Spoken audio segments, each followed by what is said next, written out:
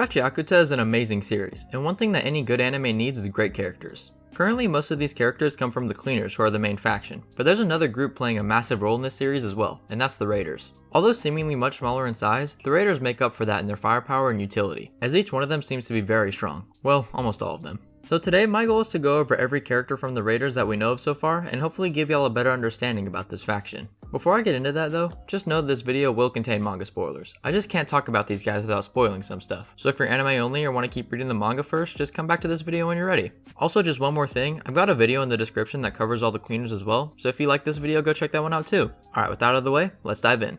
While at this point we know of 23 Cleaners, we still only know 9 members of the Raiders, including former members. If we're talking about how many there currently are in the main squad, it's actually only 5 people, but every member has some pretty crazy abilities. To kick off the list, it feels wrong to start with anyone other than the big man himself, Zodyl Typhon. Zodyl is the current leader of the Raiders, and undoubtedly the most powerful. I don't think I would call him the main antagonist, as there's also people like Tamsi and much of the world is still a mystery, but he's definitely a pretty large enemy. When he was young, Zodyl was pretty much forced into a religious group that would worship the trash rain falling from the heavens. Even if the trash crushed them during their prayers, they saw it as a fitting end and even a blessing. Zodyl, however, didn't see it this way, and henceforth has devoted his life to destroying the sphere. The way he plans on doing this is by collecting every piece of the Watchmen series, as the previous user Canis Subrek seems to have been able to reach the sphere with the Watchmen collection. Due to how hard they are to find though, Zodyl has tried many experiments to recreate the Watchmen series, however all of his experiments have failed. Rather than creating Watchmen pieces, he ended up creating powerful tools which became the heart of trash beasts. When he forced the Cleaners into the large trash beast trying to cross the border, that was also an experiment. While the Cleaners didn't know it, apparently they were actually able to enter the border and still make it out alive. Some of his other members see his experiments as total failures, but Zodyl believes that with every failure he learns something new. As you could have guessed after all that, Zodyl is a very intelligent and strategic man, cold, calculated, and precise. Despite this generally negative outlook though, he does speak in high regard of his teammates and believe that each of them provides exceptional value. Now onto his actual abilities, Zodyl's a bit of a wild card. We know he possesses the Watchman coat, which he named Mishra, and while it hasn't been fully utilized too much, it's definitely quite strong. It's unknown the specific nature of the coat, but he seems to always eat something before activation, so its powers could be taste related. Unlike the Watchman gloves and boots though, his jacket transforms, and it transforms a lot. The main power of the jacket actually seems to be its transformation capabilities, but it's still hard to say for sure. So far we've seen it do 2 things, generate long spiky appendages or large wings. These appendages are clearly quite fast and powerful, although their top strength is still unknown. The wings allow for flight obviously and are strong enough to hold multiple people. With that said, there's still not a whole lot of other info, but some of these other fighters have more info than him, and considering he's stronger than everyone else, he's definitely got a lot of power waiting to be showcased. Speaking of other fighters, how about we jump into one of the most known Raiders, Jabberwonger. Zonka is the first big member of the Raiders we were ever introduced to. While Rudo and Zonka together were able to do some good damage, even combined the two of them couldn't beat Jabber. The man's an absolute psycho and a crazy masochist as well. Jabber doesn't fight because he agrees with Zodyl on his ideas, he just loves how strong Zodyl is and wants to fight all the strong people because he loves getting beat up, but maybe a little too much. Due to his love of pain, that also means he has extreme pain tolerance, so an injury that might put someone else out of a fight could make Jabber fight even harder. If Jabber is ever going to be defeated, he has to be literally damaged to the point where his body can physically no longer move. His vital instrument is pretty similar to his twisted personality as well. Mankira is a collection of 10 rings that Jabber wears, 1 for each finger. Upon activation, these rings turn into a set of powerful claws. On their own, these things would already be pretty powerful and could easily tear through many enemies, but these claws actually have multiple other abilities as well. The first is the poison on each claw. While Jabber himself can take tons of hits and still stay standing, all he needs to do is land one good hit and the fight is pretty much over. He uses a collection of poisons that can alter enemies in different ways, but his strongest poison can paralyze opponents. Once Jabber's poisons enter someone's bloodstream, they pretty much collapse instantly and cease all movement. He also has other poisons that can mess with a person's mind, but the paralyzing effect is the real kicker. And even with all that, Jabber has another release form where his claws grow even bigger to the size of about his body, which gives him even more insane reach and power. This form actually isn't some upgraded version of his vital instrument though, but actually its true form. The smaller claws are actually a suppressed version that he created so that fights with other people could be more exciting. So yeah, he's definitely a pretty strong opponent.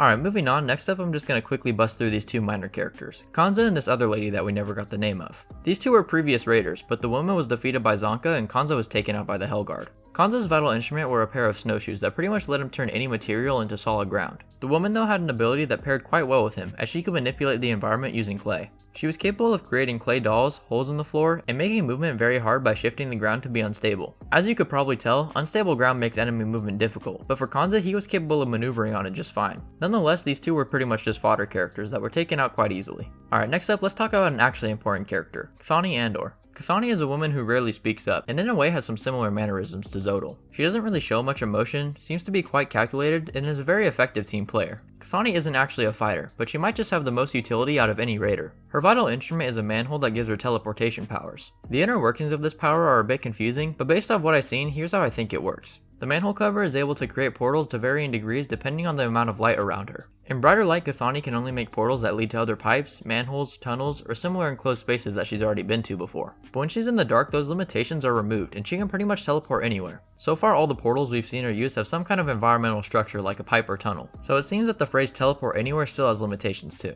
The main advantage that she gets in the dark though is also being able to increase the size of her portals. During the Information Broker arc, she was able to create a massive portal that brought a herd of trash beasts to their fight in an effort to overwhelm the cleaners, although that plan kinda failed. She's also able to make multiple portals at the same time it seems, as that's how she got all the cleaners into the massive trash beast to move them around. She seems to be the raiders' main method of transportation, and is great for launching surprise attacks and tactical retreats. So while not really a great fighter, the utility she provides is the reason why Zodyl values her so much as a teammate.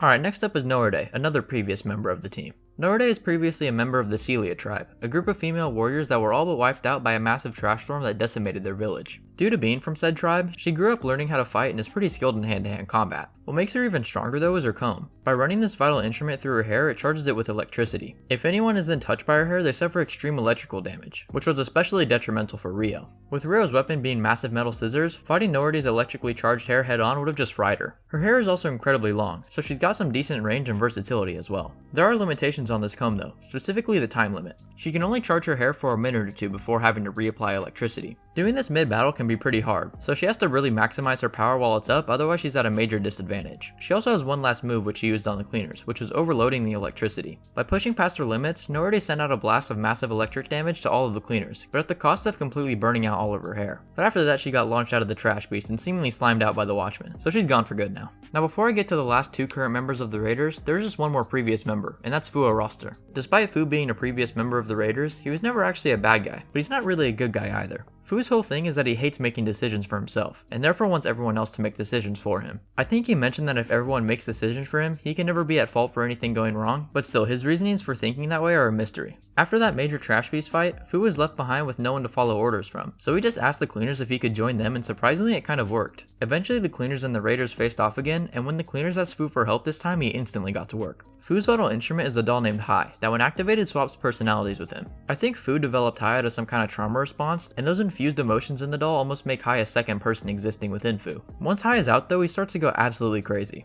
He'll only follow the orders of whoever asked him to help, but he's definitely still on the wild side. Instead of a regular weapon, Hai's entire body becomes a vital instrument, making him one of the most physically dominant fighters that we've seen so far. I'm not saying he's the strongest, but I'm saying on pure physical power alone, I don't think anyone else beats him out yet. We already talked about how strong Jabber was, and yet Hai was able to make quick work of him within a couple attacks. So he's not the strongest overall, but he's still definitely an insanely powerful fighter. It's just Fu's personality that's really holding him back. On to the 8th raider, we got Momoa Rukel, another utility focused member. Momoa is similar to Cthoni in that she's not actually used for combat. They already have strength and transportation covered with the rest of the members, but what Momoa provides is information. Her headphones are a vital instrument that let her hear memories of anyone that she touches. Originally, Momoa loved immersing herself in a world of music, and even when they stopped working, she kept them on to stay in that isolated world, which over time morphed the headphones into her vital instrument. If Momoa touches someone, she can essentially hear all of those person's memories, making gathering information extremely easy for the raiders. Especially in a world where all information comes with a cost, Momoa is an incredibly valuable asset for the raiders. However, during the Information Broker arc, we saw Kuro overpower Momoa's memory reading ability. When Momoa touches someone, she doesn't just pick and choose what memories to gain, but rather takes them all in at once. When she tried to do this to the Information Broker, it was revealed that the man actually had hundreds of years of memories from all seemingly different people, which ended up putting her into a coma due to information overload. She's going to wake up again though, and when she does, I suspect there's going to be some pretty big lore implications. Now last but not least, we have the final raider, Bundus Bagelkeep. Bundus is a super interesting character, as he seems to be a bit of a lone wolf despite being in the Raiders. He is part of the team, but he clearly has some ulterior motives, but we're just gonna have to wait and see to find out what those are. He doesn't really like to fight, instead he actually prefers to just talk things out, but nonetheless he'll ultimately do what he has to do to achieve his goals. As for his powers, he seems to have a collection of different vital instruments. Bundus is shown to have 6 different prosthetic arms that are all actually vital instruments with unique abilities. Each arm represents a different stage in his life that has different abilities corresponding with his emotions at that time. Hand number 2 was given to him at 18 years old, and is a claw meant for cutting. He received number 3 at 20, and it has the ability to stretch over long distances. Number 5 was given to him at 35, and its ability lets it morph in unorthodox ways, making attacks unpredictable. Finally, number 6 was given to him at age 40, and it can drastically increase in size, bolstering its defense. As for hands 1 and 4, we have seen them, but their abilities haven't been revealed yet. All in all, Bundus has some insane versatility, with all these weapons being able to stall the cleaners for a pretty significant amount of time before their retreat, although Ruto did end up destroying the arms. Apparently Bundus said that he could just rebuild them though, and they'll be just as strong, so we'll have to see what happens. And with that said, that's about every raider in Gachiakuta. I'm pretty sure I covered everything pretty well, but let me know what you guys think down in the comments below. I hope you guys enjoyed the video, and why not drop a like and subscribe for more videos to come. Once again, I'm going to put the video in the description for every cleaner that I did, so go give that a watch if you're interested too. If not, no worries, I appreciate you sticking around this long anyway. That's about all for me though, so I hope you guys have a great rest of your day, and I'll see you in the next one. Peace!